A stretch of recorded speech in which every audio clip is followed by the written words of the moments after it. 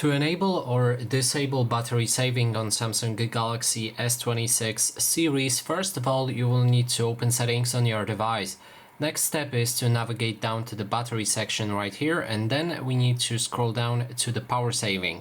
If you enter it, you'll be able to turn it on or off with this switch, and when it's on, you can also change the behavior for it. So right after we enter it, we can put it on standard, which increases your battery life for a specific time that is shown right here. You can also click on the gear icon next to it to manage which things will happen to your phone. For example, it will limit CPU speed to 70%.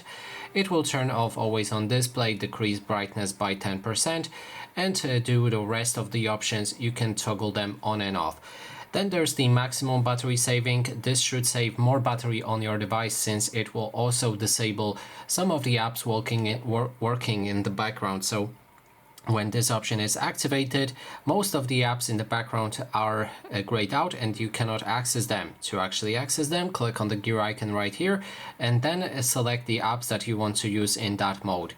You can also click on the three dots right here and go to adaptive power saving, which will turn power saving on and off automatically based on your usage patterns. And that is basically everything. Thanks so much for watching.